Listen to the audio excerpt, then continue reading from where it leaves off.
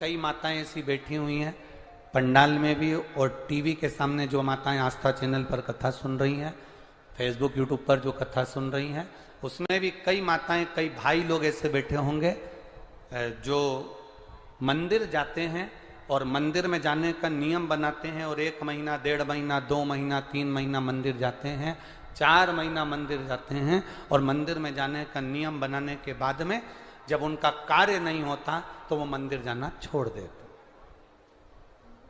भगवान सुन ही नहीं रहा।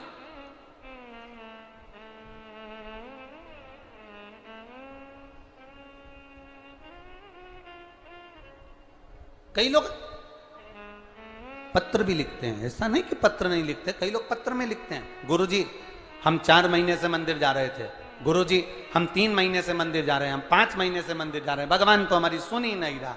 भगवान से हमारा कौन सी दुश्मनी है जो भगवान ने सारा दुख हमको दे दिया, भगवान हमारी सुन ही नहीं रहा।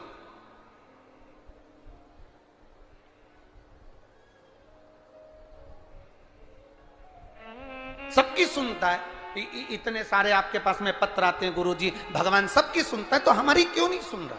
हम भी तो मंदिर जा रहे हैं, हम भी तो भगवान को जल चढ़ा रहे हैं, हम भी तो भगवान के मंदिर में झाड़ू लगा रहे हैं, हम भी तो भगवान के मंदिर में पोछा लगा रहे हैं, हम भी तो भगवान का श्रृंगार कर रहे हैं, फिर भगवान हमारी सुनता क्यों नहीं है? 2 महीना 3 महीना 4 महीना जाते हो और मन में विचार रखते हो कि भगवान ऐसा कर देना कि बस मेरा काम हो जाए। भगवान भी मन में सोचते हैं तो चिंता मत कर, तेरे यहाँ किसी की दुकान हो तो उस दुकान को एक बार देखना।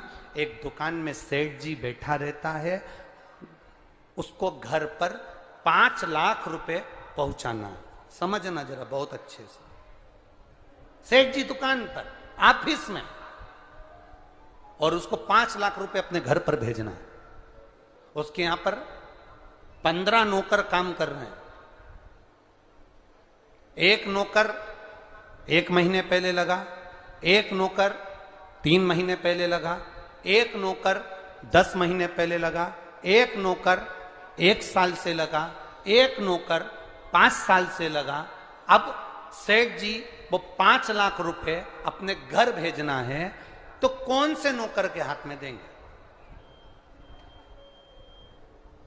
बोलो रीजी जी। जो 1 महीने काम पर आया उस पर, जो 2 महीने काम पर आया उस पर, जो 3 महीने काम पर आया उस पर, जो 4 महीने काम पर आया उस पर नहीं। सेठ जी ने पुराने को बुलाया, इधर आओ इधर आओ। हाँ सेठ जी, बेटा ये बैग घर पर रख के आना, हो संभाल के ले जाना, 5 लाख रुपए सावधानी से ले जाना। जी आप चिंता मत करो सेठ जी, आप बिल्कुल चिंता मत करो।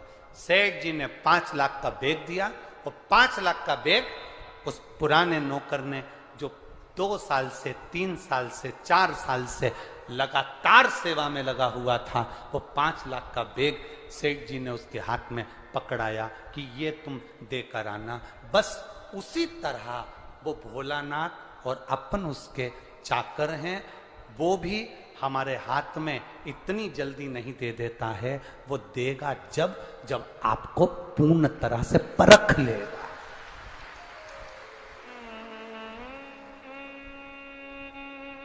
आपको पूर्ण तरह से जब वो परखेगा तब वो देगा। और आप क्या करते हो?